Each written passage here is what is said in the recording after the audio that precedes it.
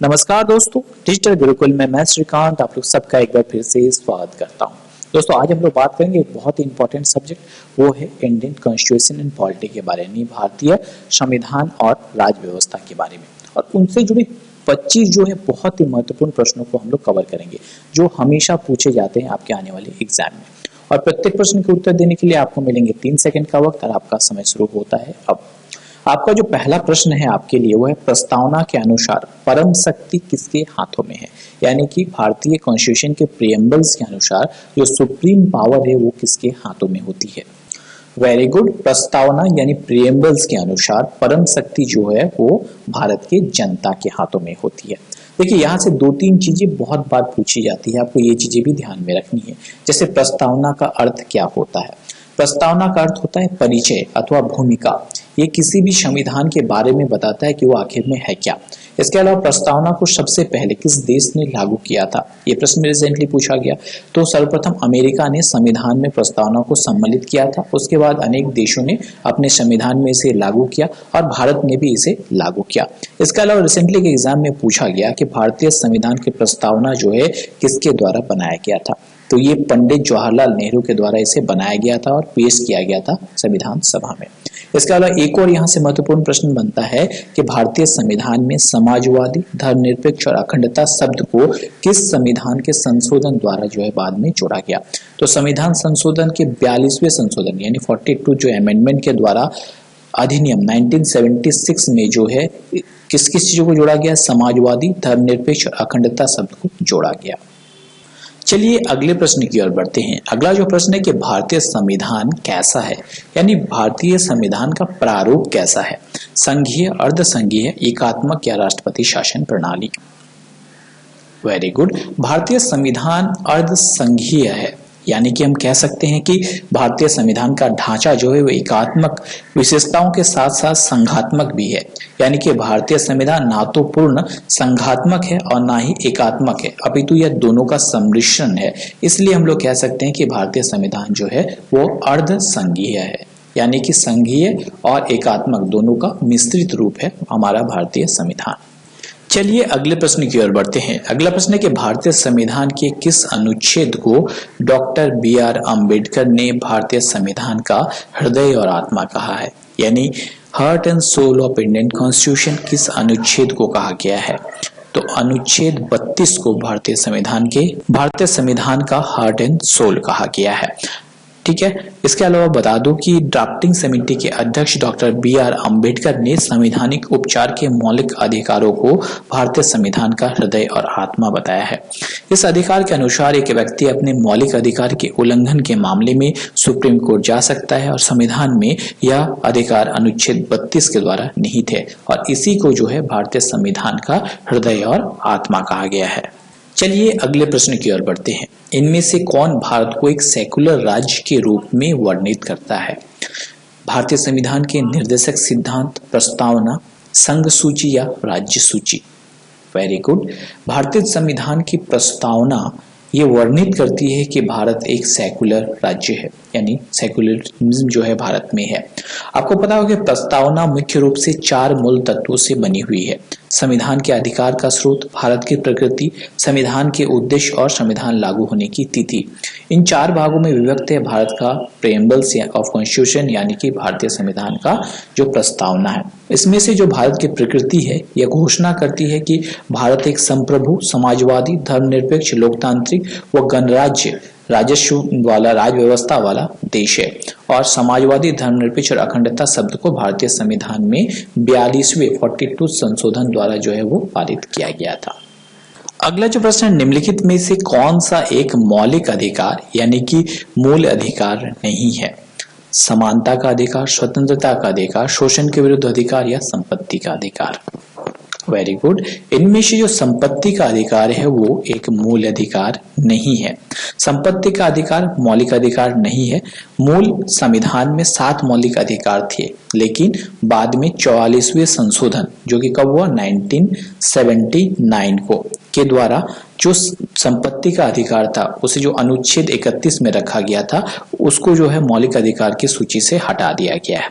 इसके बाद जो है कुल हमारे पास अभी 6 मूल अधिकार हैं। कौन से? समानता या समता का अधिकार, स्वतंत्रता का अधिकार, शोषण के विरुद्ध अधिकार, धार्मिक स्वतंत्रता का अधिकार और जो संस्कृति और शिक्षा संबंधी अधिकार, इसके अलावा संवैधानिक उपचारों का अधिकार। ये कुल 6 अभी हमारे पास मूल अधिकार हैं। ठीक है, पहले 7 थे जिसमें से संपत्ति का अधिकार को हटा दिया गया है। अगला जो प्रश्न है कि नौकरी और शिक्षण संस्थानों में समाज के कमजोर वर्ग के लिए आरक्षण उपलब्ध कराने हेतु केंद्र सरकार को संविधान का कौन सा प्रावधान अधिकार देता है? अनुच्छेद 14, अनुच्छेद 16, अनुच्छेद 46 या अनुच्छेद 19? Very good. अनुच्छेद 16 एक्चुअली में नौकरी और शैक्षणिक संस्थानों में समाज के कमजोर वर्ग के लिए आरक्षण उपलब्ध कराने हेतु सरकार को संविधान का जो प्रावधान अधिकार देता है। अनुच्छेद 16 के खंड 4 में यानी खंड 4 द्वारा पोषित सहायता प्राप्त शिक्षण संस्थानों में केवल धर्म, मूलवंश, जाति, भाषा या इनमें से किसी के आधार पर वंचित नहीं किया जा सकेगा तथा सरकारी सेवाओं में नियुक्ति या पदों के लिए विशेष आरक्षण की व्यवस्था हो सकेगी। इसके अतिरिक्त सामाजिक और शैक्षणिक रूप से पिछड़े नागरिकों के वर्गों के लिए राज्य विशेष जो है वो उपबंध दिया जा सकेगा अनुच्छेद 15 के खंड 4 के अनुसार। इसी उद्देश्य की पूर्ति के लिए अनुच्छेद 340 में आयोग को गठन करने का जो है वो प्रावधान किया गया है। इसके अलावा रिसेंटली जो है 10% आरक्षण जो सवर्ण जो जातियों को मिल रहा है, इसकी चर्चा बहुत ज्यादा है। तो यहाँ एक प्रश्न बन सकता है कि भारतीय संविधान के किस अमेंडमेंट के अंतर्गत जो है 10% आरक्षण मिला है, किसको? सामान्य वर्ग के जो कमजोर मतलब इकोनॉमिकल जो कमजोर लोग हैं उनको। किसमें? कौन से अमेंडमेंट के अंदर? अमेंडमेंट 103 के अंदर 103 नंबर जो है संशोधन हुआ है संविधान में, उसके अंतर्गत 10% जो है सवर्ण जातियों को जो इकोनॉमिकल जो कमजोर है उनको आरक्षण मिला है। कब से ये इफेक्टिव हुआ है? जनवरी 14 2019 मतलब 2019 के जनवरी 14 से ये इफेक्टिव हुआ है। ये भी आपको ध्यान में रखना है। अगर आर्टिकल पूछा जाए कि किस आर्टिकल के अंतर्गत जो वो 10% आरक्षण मिला है, तो ये भी सिमिलर होगा जैसे मैं थोड़ी देर पहले बताया, आर्टिकल 15 और आर्टिकल 16 इन दोनों के अंतर्गत जो है 130वां अमेंडमेंट के अंतर्गत 10% आरक्षण जो है वो इकोनॉमिकल जो वीक है सवर्ण जातियों को मिला है। यहाँ पे एक बहुत बड़ा कंफ्यूजन होता है बहुत सारे दोस्तों को। बहुत जगह पे आप लोग 124 अमेंडमेंट देखेंगे, बहुत जगह पे 103 देखेंगे। ठीक है, तो इन दोनों चीजों के बारे में आप कंफ्यूज मत होइएगा, दोनों चीजें एक ही है। हुआ ये है कि 124वां संशोधन बिल जो है वो पास किया गया था राज्यसभा में। ठीक है, मतलब ये वहां पे पेश किया गया था 124वां, पर कितना नंबर जो है वो पारित हुआ? 130वां अमेंडमेंट पारित हुआ। याद रखिए, बहुत सारे अमेंडमेंट ऐसे होते हैं जो पेश किए जाते हैं लेकिन पारित नहीं हो पाते। जैसे टोटल 124 पेश किए गए हैं अभी तक, और ये जो था 10% आरक्षण वाला ये 124वां था जो पेश किया गया लोकसभा में। इसमें से पारित कितने हुए? 103 अभी तक पारित हुए हैं। 130वां जो है वो पारित हुआ है जो कि है ये 10% आरक्षण वाला। तो दोनों चीजों से आप कंफ्यूज मत होइएगा। अगला जो प्रश्न है कि भारतीय संविधान में मौलिक कर्तव्य कब समाविष्ट किया गया? 1971, 72, 75 या 76? तो एक्चुअल में भारतीय संविधान में मौलिक कर्तव्यों को 1976 में समाविष्ट किया गया। संविधान के 42वें 42 संशोधन जो कि हुआ था कब? 1976 में के भाग 4 के अंतर्गत एक नया भाग 4 जोड़ा गया था, जिसके द्वारा पहली बार जो है संविधान में नागरिकों को मूल कर्तव्यों को जो है वो समाविष्ट किया गया था। कब? 1976 को 42 अमेंडमेंट के द्वारा। अगला जो प्रश्न है कि भारतीय संविधान में कितने मौलिक कर्तव्य हैं, यानी कि कितने हमारे फंडामेंटल ड्यूटीज हैं हमारे इंडियन कॉन्स्टिट्यूशन के अनुसार से। हमारे भारतीय संविधान के अनुसार से हमारे कुल 11 जो है मौलिक कर्तव्य भी हैं, यानी फंडामेंटल ड्यूटीज भी हैं, और 21 अनुच्छेद के अंतर्गत आता है। अनुच्छेद 51 के अंतर्गत जो है भारत का प्रत्येक नागरिक के कुछ कर्तव्य भी होते हैं। इनको कुल 11 पार्ट में जो है वो डिवाइड किया गया है, जैसे कि संविधान का पालन करे, उनके आदर्शों, संस्थानों, राष्ट्रीय ध्वज और राष्ट्रगान का आदर करे। ये सब हमारे क्या है? मौलिक कर्तव्य यानी फंडामेंटल ड्यूटीज भी है। जैसे हमें कुछ मौलिक अधिकार मिले हैं, उस प्रकार से हमारे कुछ कर्तव्य भी बनते हैं भारतीय संविधान या देश के प्रति। जैसे कि भारत की संप्रभुता, एकता, अखंडता की रक्षा करना, देश की रक्षा करे और आह्वान किए जाने पर राष्ट्र की सेवा करे। ये सारे हमारे क्या है? फंडामेंटल ड्यूटीज हैं।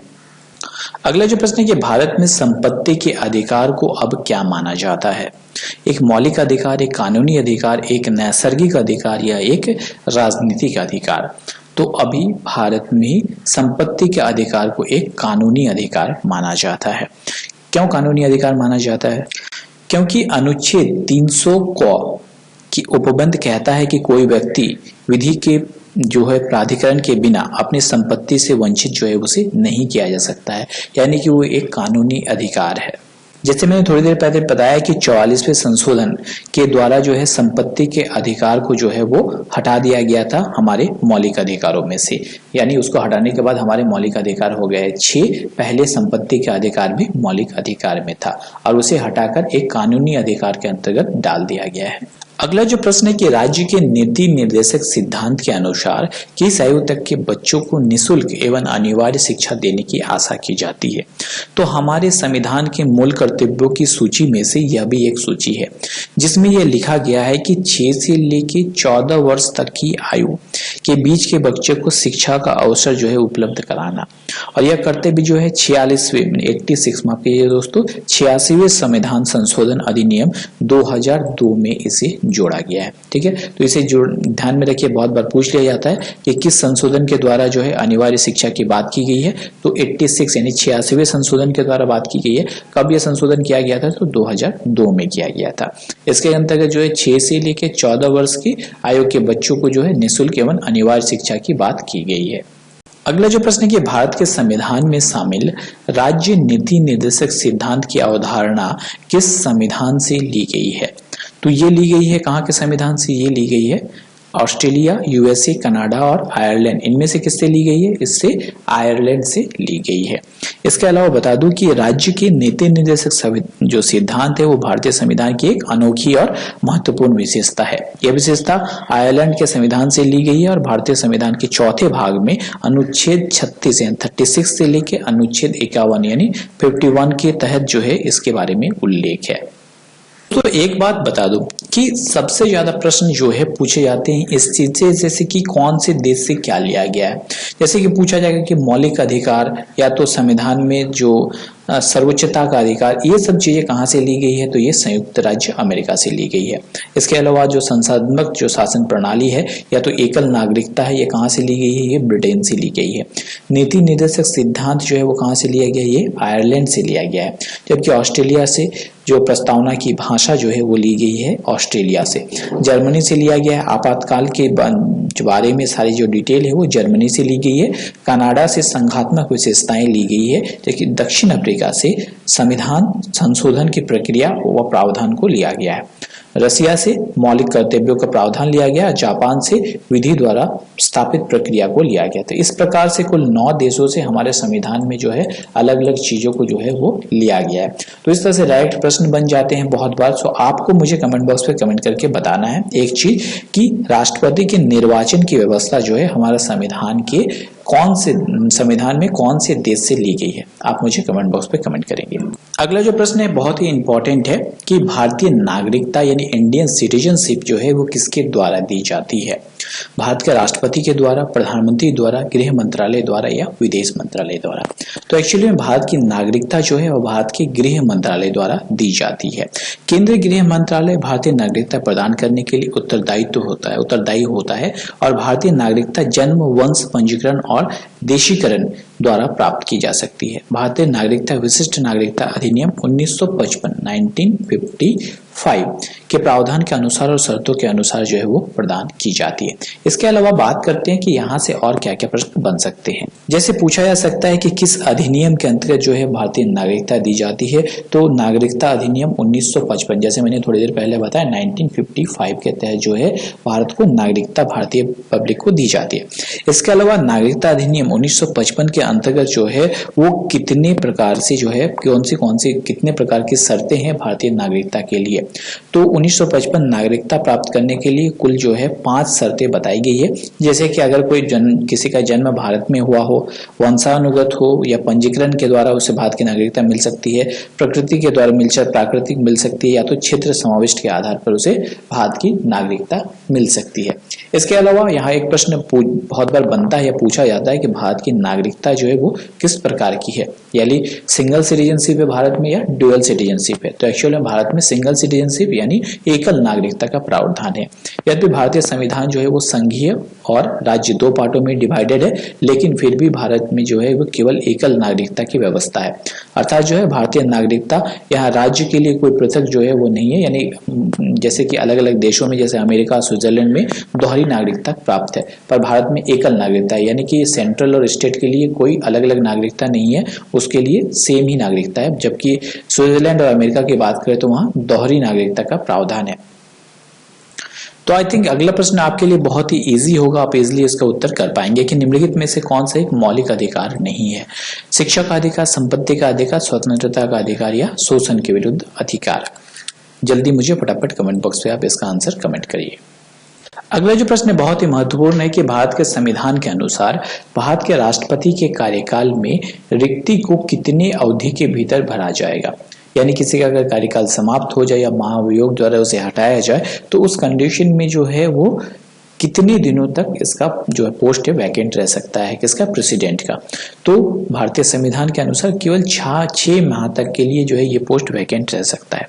तो भारत के संविधान के अनुसार भारत के राष्ट्रपति के कार्यकाल में रिक्ति को 6 माह की अवधि के भीतर जो है वो भरा जाना चाहिए।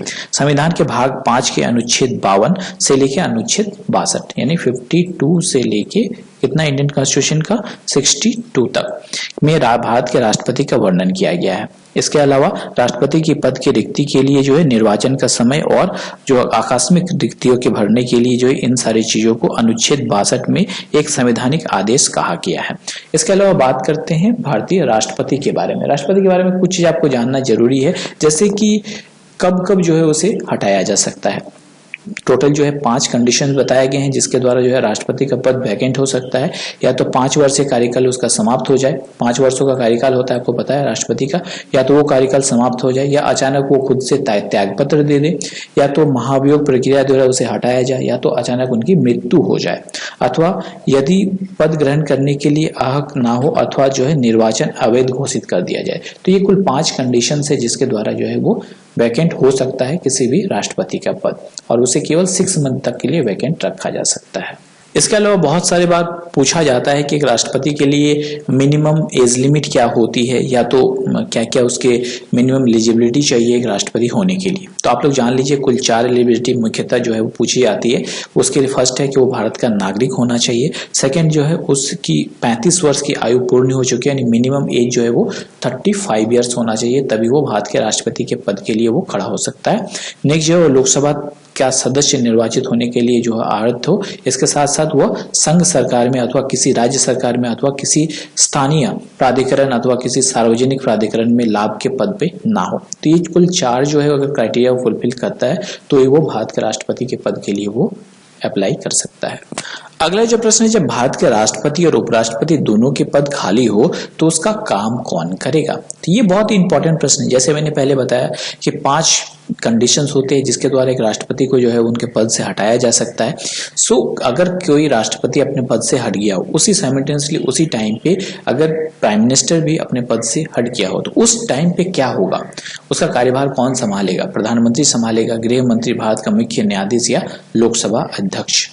आपके दोस्तों यानी कि भारत के राष्ट्रपति और उपराष्ट्रपति दोनों का पद अगर खाली हो तो कौन संभालेगा। क्योंकि ऐसा होता है नॉर्मली कि अगर भारत के राष्ट्रपति का पद खाली हो तो उसका कार्यभार संभालता है उपराष्ट्रपति, ठीक है। तो अगर दोनों ही पद से हट गए हो तो उनका कार्यकाल मतलब कौन संभालेगा उनका कार्य, प्रधानमंत्री, गृह मंत्री, भारत के मुख्य न्यायाधीश या लोकसभा अध्यक्ष।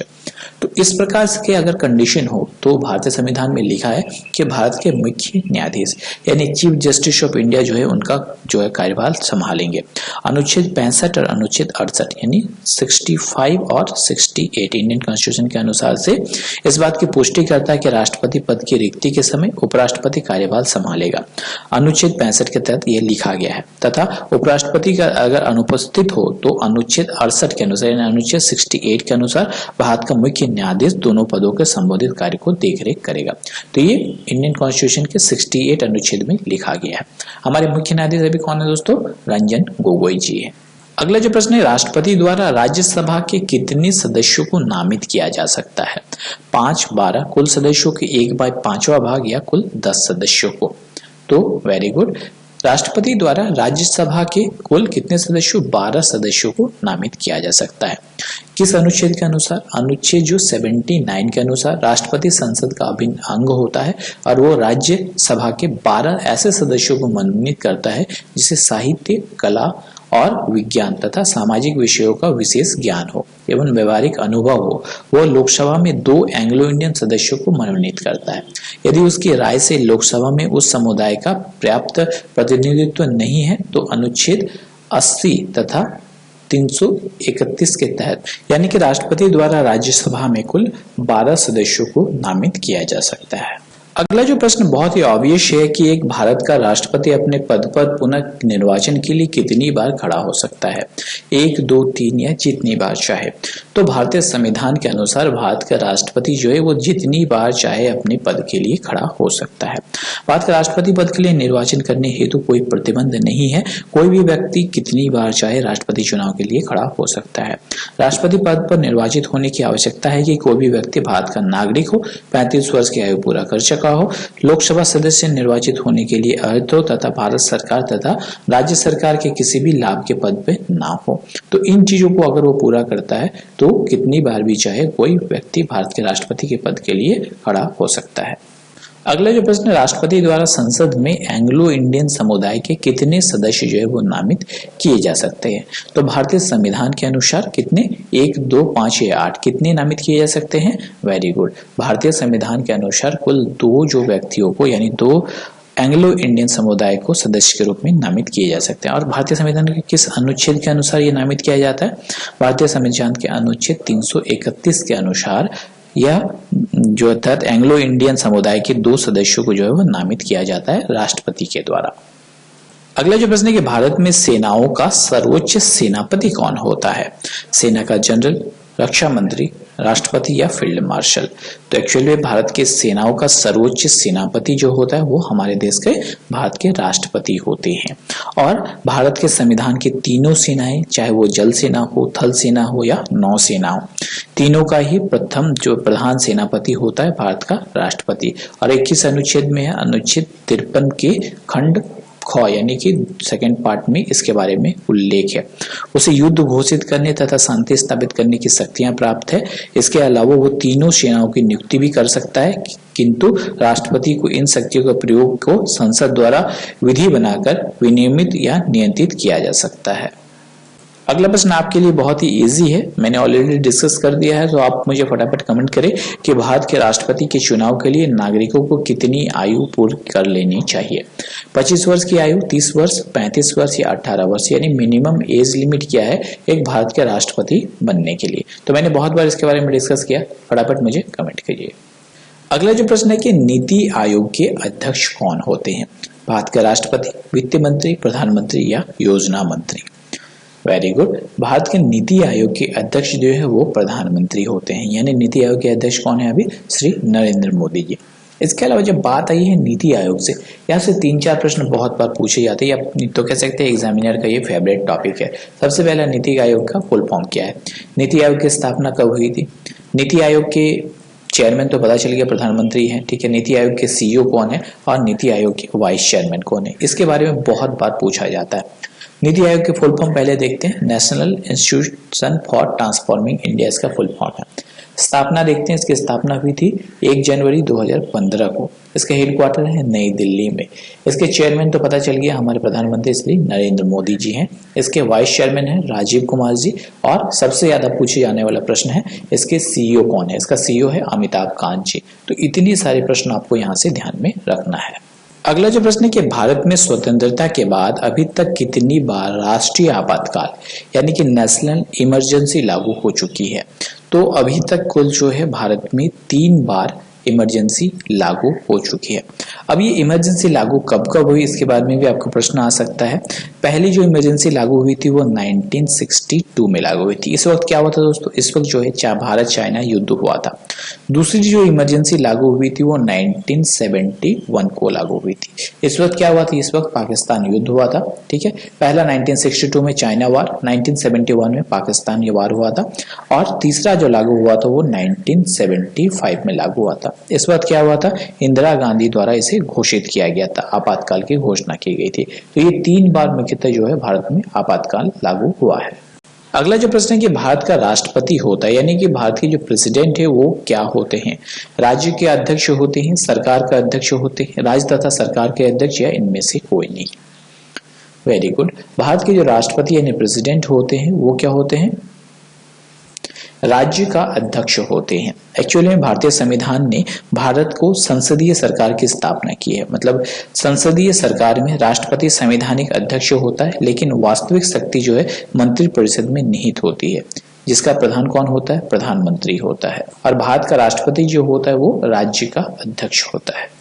अगला जो प्रश्न है कि भारत के महान्यायवादी की नियुक्ति कौन करता है? यानी सॉलिसिटर जनरल ऑफ इंडिया की नियुक्ति किसके द्वारा की जाती है?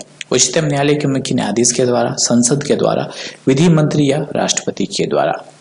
Very good. भारत का जो महान्यायवादी होते हैं उसकी नियुक्ति भारत के राष्ट्रपति के द्वारा की जाती है। अब आपके मन में आएगा सर महान्यायवादी यानी सॉलिसिटर जनरल के काम क्या होता है? इसके बारे में बहुत सारे लोगों को कंफ्यूजन होता है। दोस्तों सॉलिसिटर जनरल जो होता है वो प्रधान पब्लिक प्रोसिक्यूटर होता है, यानी कि किसी भी मतलब मामले में अदालत में केंद्र का पक्ष रखने का काम करता है सॉलिसिटर जनरल। और हमारे अभी सॉलिसिटर जनरल कौन है दोस्तों? तुषार कुमार जी।